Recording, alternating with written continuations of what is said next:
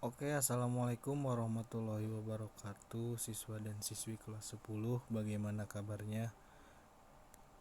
Mudah-mudahan kalian ada dalam keadaan sehat walafiat agar kita bisa kembali pada kegiatan seperti biasanya, yaitu kegiatan belajar mengajar.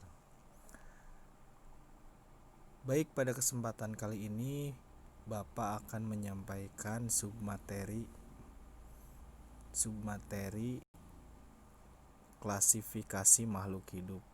Nah, klasifikasi makhluk hidup ini masih dalam satu bab dengan keanekaragaman hayati. Tetapi klasifikasi ini merupakan submaterinya.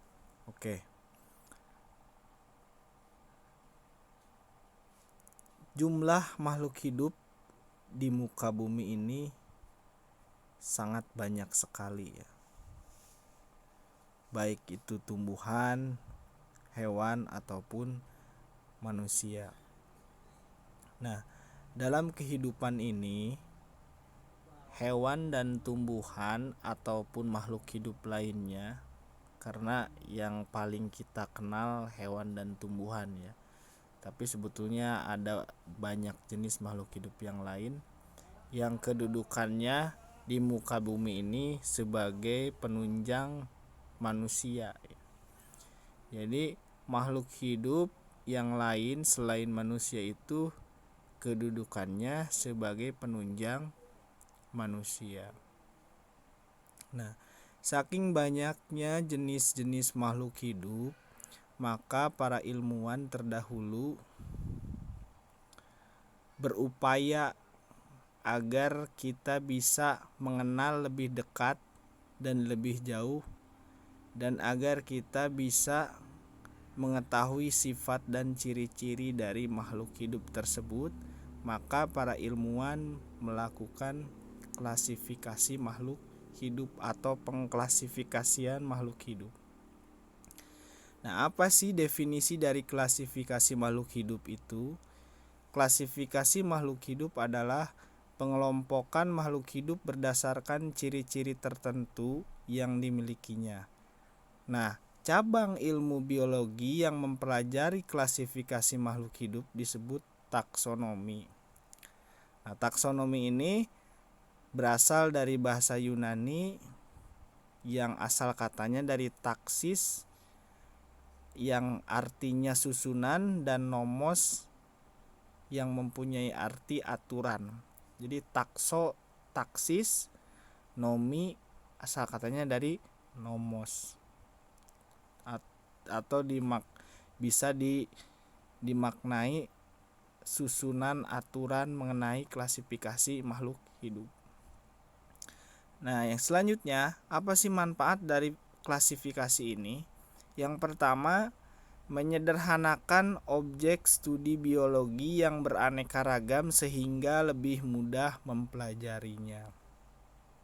Jadi, kalau misalkan kita tidak tahu makhluk hidup yang satu dengan yang lainnya berkerabat ataupun tidak berkerabat, supaya kita lebih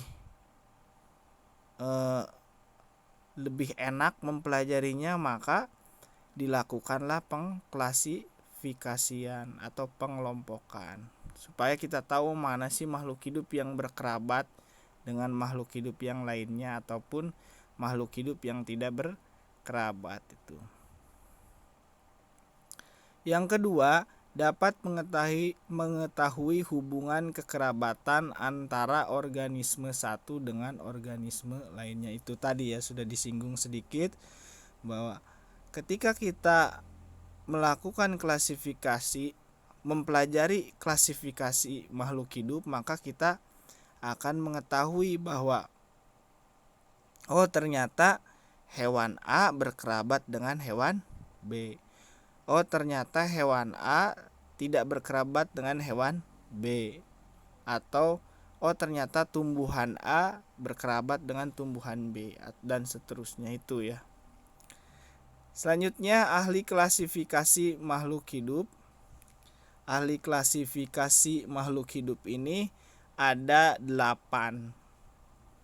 Yang pertama Aristoteles, yang kedua Theophrastus, yang ketiga John Ray, yang keempat Carolus Linnaeus, yang kelima Ernest Haeckel, yang keenam Edward Catton, yang ketujuh R.H. Whittaker, yang kedelapan Carl Woese.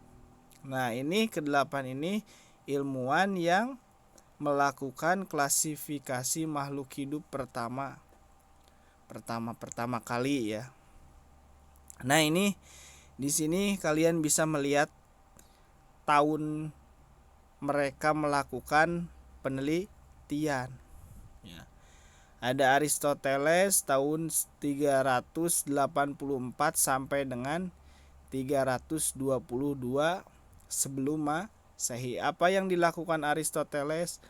Aristoteles mengklasifikasikan hewan. Jadi Aristoteles melakukan pengelompokan dunia hewan.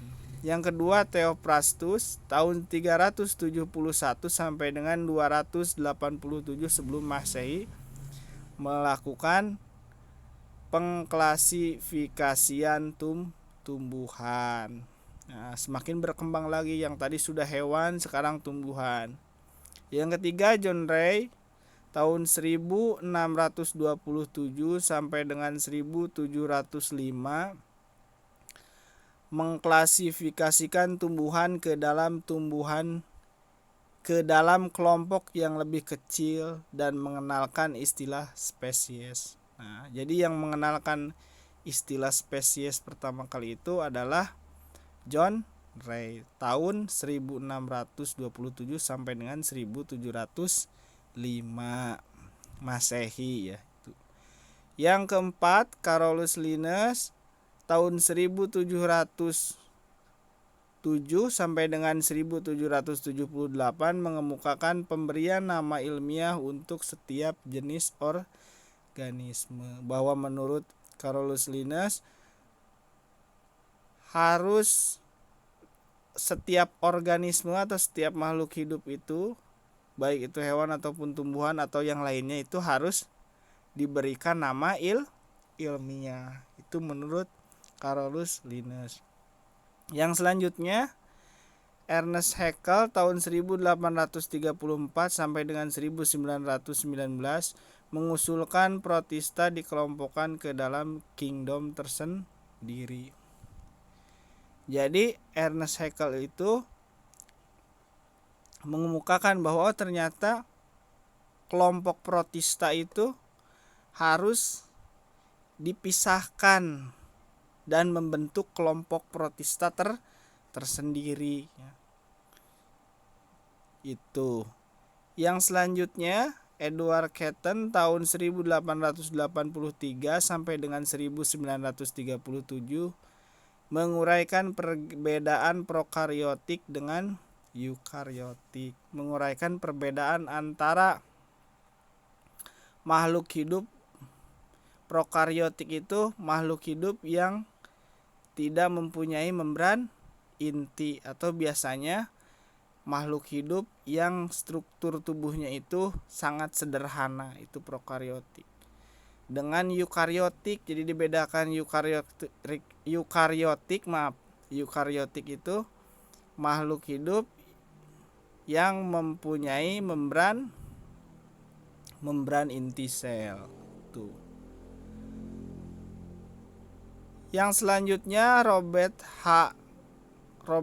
Whittaker tahun 1920 sampai dengan 1980 mengusulkan klasifikasi 5 kingdom. Klasifikasi 5 kingdom itu diantaranya ada kingdom Plantae, kingdom Animalia, kingdom Protista, kingdom Monera, dan kingdom Fungi. Terus yang selanjutnya, yang terakhir ada Carl Woese tahun 1928 sampai 2012 itu mengusulkan klasifikasi 6 kingdom ya, klasifikasi 6 kingdom. Jadi ditambah, kalau tadi 5 kingdom menurut R.H. Whittaker, ini menurut Carlos kalau bisa ditambah 1 kingdom lagi jadi 6 kingdom. Sistem 6 kingdom ini diantaranya ada yang pertama ada kingdom Archaebacteria, Eubakteri, Archaebakteri 1, Eubakteri 2. Terus yang ketiga ada Protista, yang keempat ada Fungi, yang kelima ada Plantae, dan yang keenam ada Animalia. Jadi 6 kingdom menurut Carl Woese. Nah, itu. Yang selanjutnya kita masuk ke dasar-dasar klasifikasi. Nah, dasar-dasar klasifikasi makhluk hidup ini ada 4 ya. Ada 4 bagian. Nah, yang pertama klasifikasi sistem alamiah. Klasifikasi sistem alamiah dikemukakan pertama kali oleh Aristoteles. Klasifikasi sistem alamiah membentuk takson-takson yang bersifat alamiah atau sesuai kehendak alam. Nah, selanjutnya Aristoteles mengelompokkan organisme menjadi 2 kingdom, yaitu hewan dan tumbuhan. Hewan dikelompokkan lagi berdasarkan persamaan habitat dan perilakunya. Tumbuhan, misalkan pada tumbuhan ada tumbuhan ukuran menurut ukuran dan strukturnya ya. Ada tumbuhan yang besar, itu disebut pohon, dan ada juga tumbuhan yang kecil, itu biasanya disebut perdu. Nah, itu kalau dilihat dari ukurannya. Tuh. Yang kedua, klasifikasi sistem artifisial atau sistem buatan. Nah, Carolus Linnaeus ini adalah orang yang mengenalkan klasifikasi sistem artifisial. Dia mengelompokkan tumbuhan berdasarkan alat reproduksi seksualnya, yaitu bunga. Ia juga mengelompokkan mamalia berdasarkan kelenjar susu, atau bahasa lainnya bisa disebut kelenjar mamae ya. Klasifikasi ini untuk tujuan praktis, misalnya berdasarkan kegunaannya. Misal pada tumbuhan ya, tumbuhan kegunaannya ada tumbuhan obat, ada hias, ada tumbuhan makanan pokok, ada sayuran, ada tumbuhan buah-buahan. Tumbuhan obat misalkan ada jahe, terus ada kunyit ya. Ada yang lainnya banyak, pokoknya yang digunakan sebagai obatan. Ada tumbuhan hias, bunga-bungaan, anggrek misalkan. Terus bunga, ada lagi bunga mawar dan lain sebagainya. Itu sebagai tumbuhan hias atau tanaman, disebutnya tanaman hias. Terus ada tumbuhan makanan pokok, contohnya apa? Ada padi ya, singkong, kentang, umbi-umbian dan lain sebagainya. Terus ada lagi sayuran seperti bayam ya, terus lada ya, dan masih banyak lagi. Yang selanjutnya, yang terakhir ada buah-buahan, jeruk, apel, mangga ya, durian, stroberi dan seterusnya. Itu. Yang ketiga, klasifikasi sistem filogenetik. Klasifikasi ini didasarkan dengan melihat kesamaan ciri morfologi, ciri anatomi, dan ciri fisiologi. Filogeni merupakan hubungan kekerabatan antara organisme berdasarkan proses evolusinya. Hubungan kekerabatan tersebut digambarkan sebagai pohon filogenetik. Jadi kalian bisa melihat di internet, coba diklik pohon filogenetik, itu akan muncul gambar pohon. Ada muncul gambar pohon di mana gambar pohon tersebut menunjukkan arah cabang-cabang dari filogenetik ya. Dari filogenetik tersebut. Yang keempat, klasifikasi sistem modern. Klasifikasi sistem modern dibuat berdasarkan hubungan kekerabatan organisme atau filogenetik, ciri-ciri gen atau kromosom, serta ciri-ciri biokimia. Pada klasifikasi ini, selain menggunakan dasar perbandingan, ciri-ciri morfologi, struktur anatomi, fisiologi, etologi, juga dilakukan perbandingan struktur molekuler dari organisme yang diklasifikasikan. Artinya apa?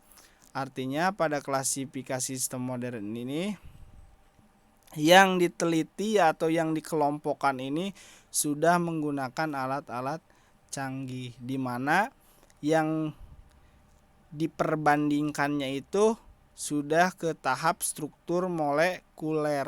Struktur molekul itu kan struktur yang berkaitan dengan DNA atau genetik dari suatu organisme atau makhluk hidup. Otomatis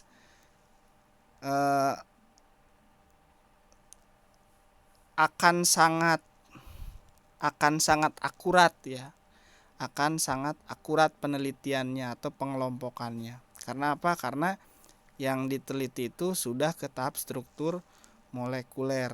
Jadi sudah sangat detail. Tuh.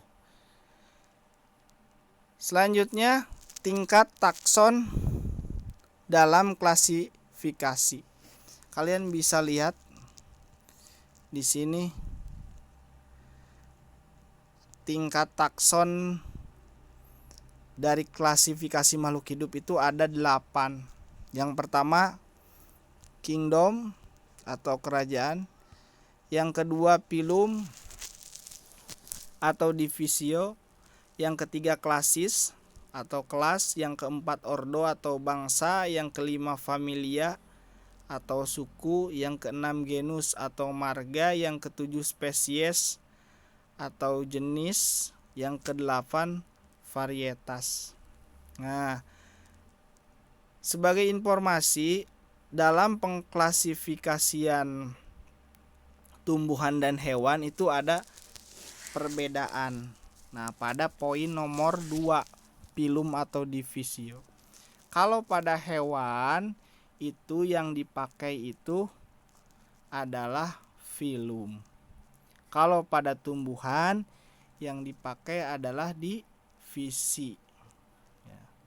Jadi kalau pada hewan menggunakan phylum, kalau pada tumbuhan menggunakan divisi. Nah, di sini Bapak mempunyai gambar klasifikasi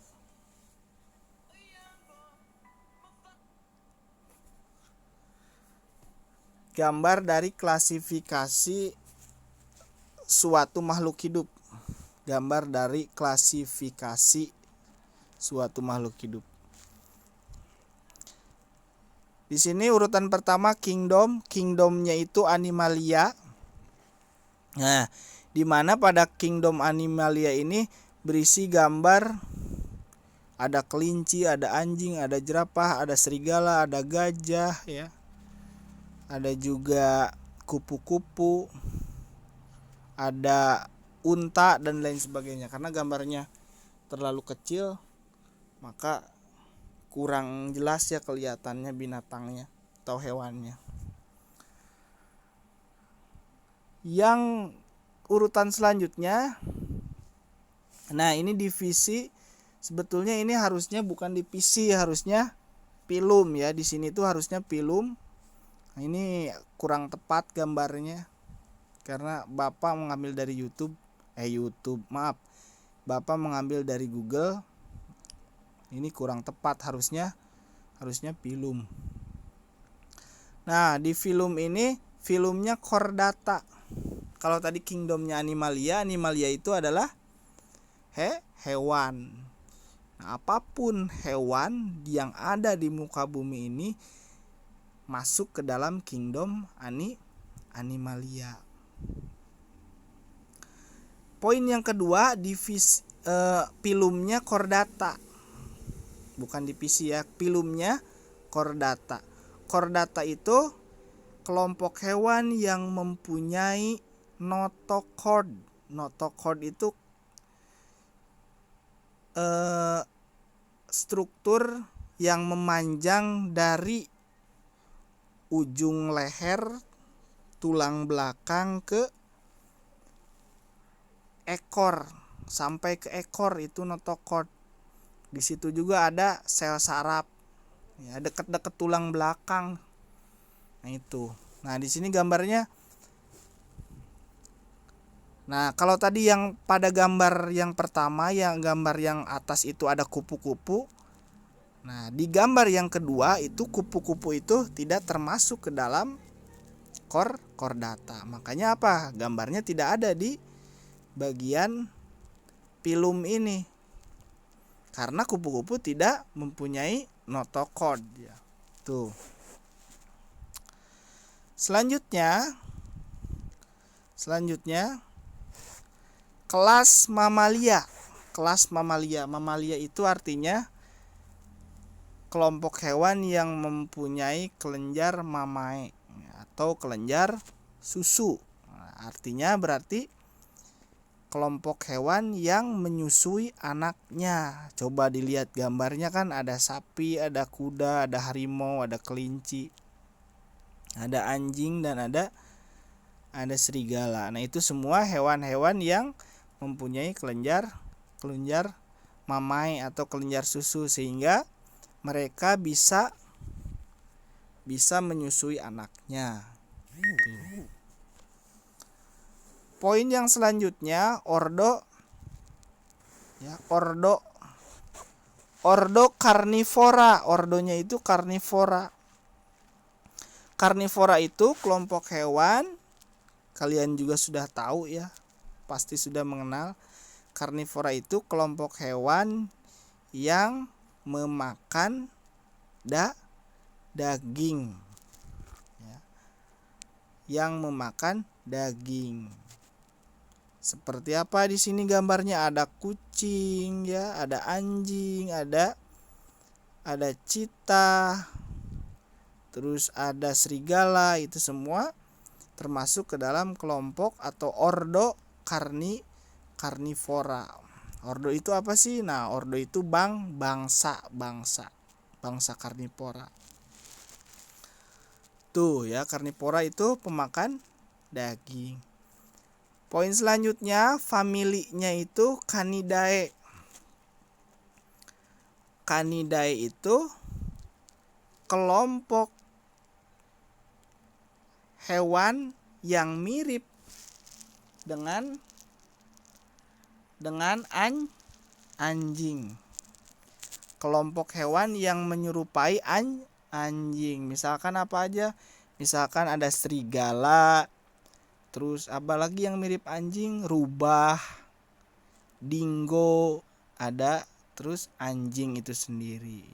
Itu hewan-hewan yang mirip anjing. Makanya kalau misalkan kita mencari klasifikasi serigala, pasti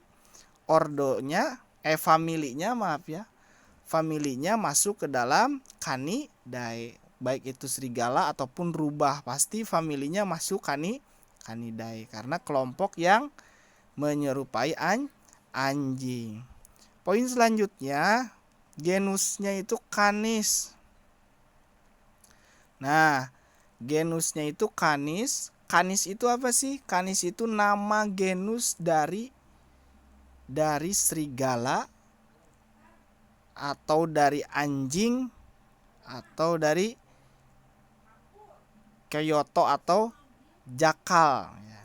Tuh hewan-hewan yang mempunyai nama genus Canis. Ada serigala, ada Kyoto, Kokoyoto nulisnya ya, dan jakal. Kalian bisa lah cari di internet hewan-hewannya. Yaitu hewan-hewan yang mempunyai nama genus Canis.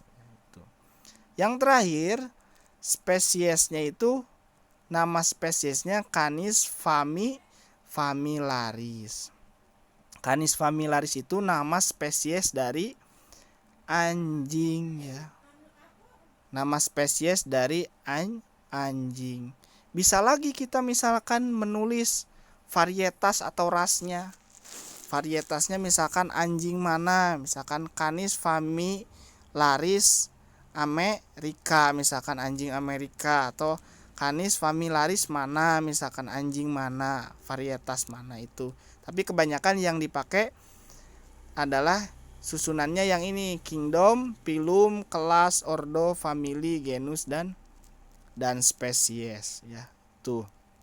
Nah, jadi kalau misalkan kita lihat semakin ke atas, semakin ke arah kingdom itu, maka hewan atau jumlah dari makhluk hidupnya akan semakin banyak.